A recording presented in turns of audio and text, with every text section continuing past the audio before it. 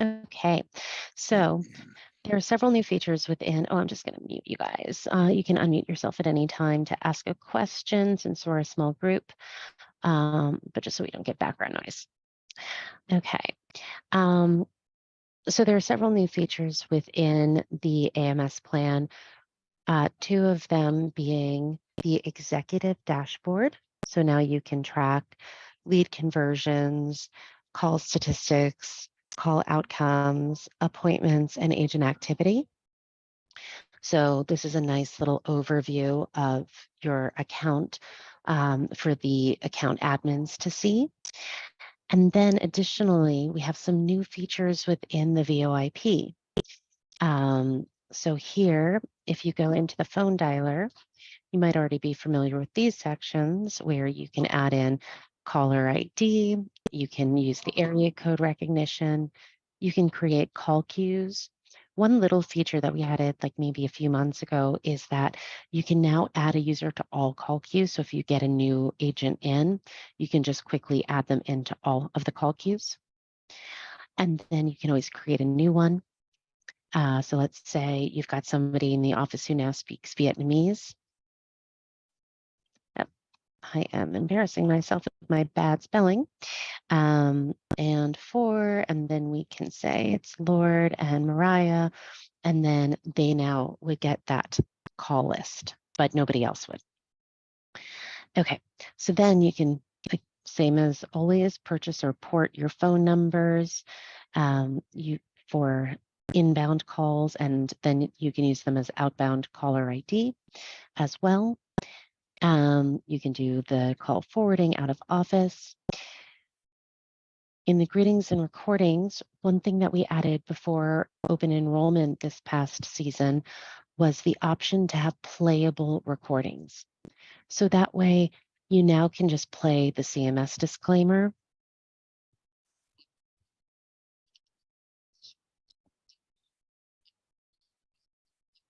So that way, while you're on the call, you can just hit that and the requirement is fulfilled. And I'll show you where that's done in a little bit. You're probably already familiar with the voicemail drop option, but that playable recording is new. So you can select if it's included in the playable recording or in the voicemail drop list and for who should have that. We've added in ring groups. We kind of had something similar before, but now there's also a secondary ring group. So if the primary is agents, but they don't answer, if none of the agents answer in that ring group, it can get directed to the support staff now. The way you do it is you create the groups, and then you say this person is in this group, so Missy is in this group. And then you can add in, like I'll send it to the telemarketers if nobody picks up the phone from this agent's group and save. To kind of like round robin or push out your calls and then move them over to another team if you need to. You have the IVR already, so you can just say, add an extension for press 1 for this person, press 2 for that person, press 5 for agents of all sorts, and then you can add in a voicemail message for that if the extension is not picked up, and you would hit add extension. You now have a phone book, so you could add in any additional carrier portals. So let's say this is CT Care, their phone number is 888-222-1111, and I add that. So now when I'm on call with a client and I need to call my CT Care specific phone number, I could just merge those calls easily within my phone book. We've also added in an after-hour schedule. So this is a way for you to create a schedule that maybe a telemarketing team answers over the weekend. So if we do, say my telemarketer's number is this, and we add a row. So from Friday at 6 p.m. until Monday at 7 a.m. Oh, nope, not 7 p.m. Let's see, Monday at 7:30 a.m. I'm going to save that. And now that number will be forwarded directly to that telemarketer, for example. So you can have that after hours forwarding phone number there. Then when you're on the call, this might be a little bit tricky to hear, but if you, let's say we're in a call queue, we can launch the style queue. We'll see the queue that we're calling. We'll see who we're calling, our caller ID. I can transfer. I can leave a voicemail.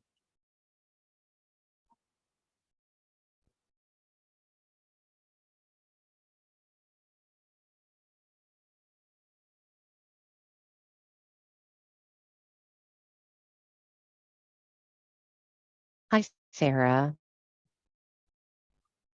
And then you drop the message, and then it will go on to the next person in the list. So that's a really nice touch to say their name before you drop the pre-recorded message, because then it's going to just help with that feeling that you're actually a real person, even though you are just dropping in a pre-recorded message after. But if it's in your own voice, it's a really nice touch. It's going to set you apart from other telemarketers that are like, that like dreaded, like blank space before somebody says, hi, it's just weird. So this will help you with that, greater personalization to use that voicemail drop. You'll also see the phone book here, and you'll notice that I've got Aetna and CT Care, which we saw me add in on the account level, but I also have a husband in this. That's because you're able to have, let me just exit the styler real fast. You can go into account my information, and then you can go into your own phone book within your own account. So that way you could be like bestie. And then that way, obviously, my best friend doesn't want to hear from my boss. So he doesn't have to have my best friend's phone book, whatever that is. But just another option for you to have. It's usually more so for carriers and things like that, but you do have that option. You also have the user-specific caller ID in their account my information settings. So the account default is currently this person's caller ID, but let's say that they were based out of New York. So I'm going to set this as my caller ID default, and then I'm going to change my SMS caller ID to that phone number as well. So this is only for the user. It tells you that right here. And then you can go back to set the account-wide caller ID by clicking there, and it'll just bring you back into the phone dialer settings. Also, a feature that people don't use often enough, in my opinion, is that you can now call the dial queue, or you can call a list with the dial queue easily from any of the record pages and also the saved reports. So let's say you were doing a door knock. And I'm going to go into, let's say, the zip code of 12345 tomorrow. So I'm going to search for all of my leads that live in there. And then I can hit call list with dial queue and roll through that list. So I'm going to hit that. And then go through that list. And then it will tell me when that list is done. One important thing to remember, as always, if you've used a filter, hit reset filters. We also have this feature in reports, saved reports, where you can run that report and then call the list with dial queue. I guess there's nobody in that saved report. So let me go back here. I'll edit this report settings so you can actually see it. Clients. And then let me go here down below. Just to remove some of these criteria so I get some returns.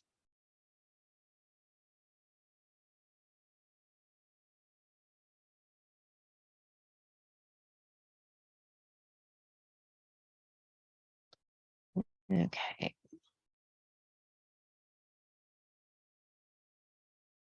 And then with the saved report, you can organize it so that way the effective date with the years there or last name. So let me do last name down here as well, because you do need that data reported in. Okay. Now I'll scroll down and submit. And now when I run that report, I can now call that list with the dial queue.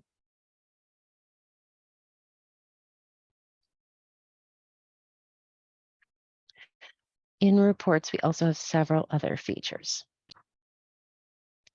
You can pull up a call log to see how many minutes you've used in the past billing cycle or this week. And you can hit summary report if you just want to know the minutes. It'll give you that duration. But if you want a more detailed report, like let's say that you're trying to find a problematic call, you can hit detailed report and then it will give you a bunch of information. And then when you find the call that you are interested in, you click on their name, brings you into their file, and then you can go into their call log or into their call recordings. Another new feature, you can add a note. So let's say I play this message and I'm like, oh, this was important.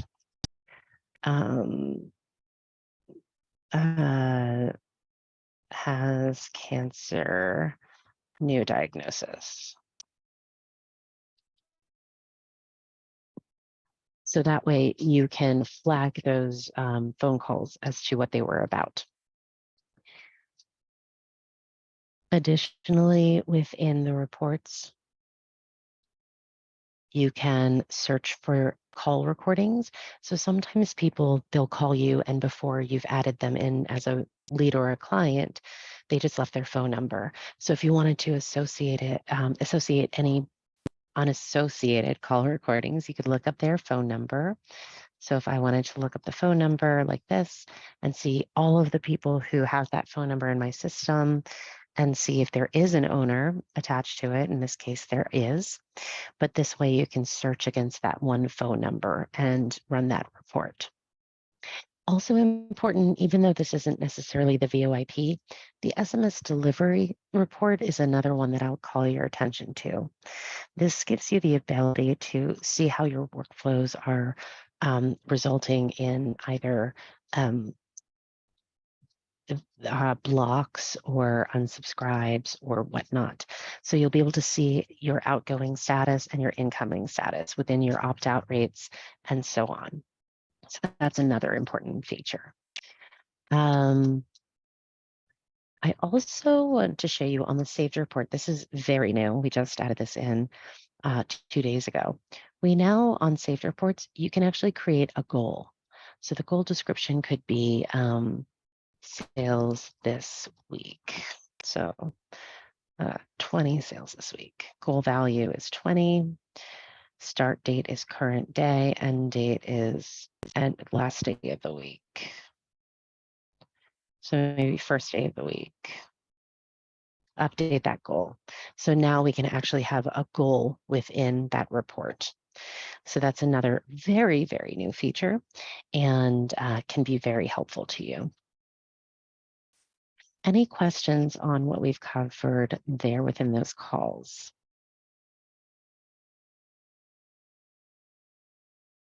I know it's a lot of features, but since you are already familiar with the VoIP dialer, you probably already have some understanding of it, but I just wanted to highlight those new features like the call logs you already had, but the SMS delivery report and the call recording report are new. Also, then we have those executive dashboards to track the conversion rates, the call statistics, any call outcomes that are listed as well. And you can then search against the call details and you can expand it so that way you can do less 24 hours, 48 hours, 7 days, 30 days, less 365. This is for appointment outcomes, like people who have been creating appointments and agent activity. So you can see what agent is doing the most. And again, you can do it within that date range as well. So lots of new little tiny details within this one feature set. Any questions or anything that I can cover again for you? No? Okay.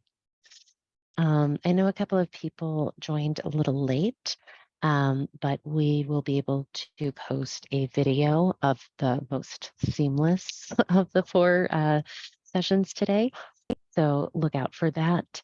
Tomorrow's session is going to be on automations.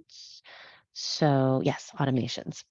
So that's definitely a great one. There are a few new automation features that we have, but I think it's always a great idea to look and see how you can really utilize the automations in a very strategic way.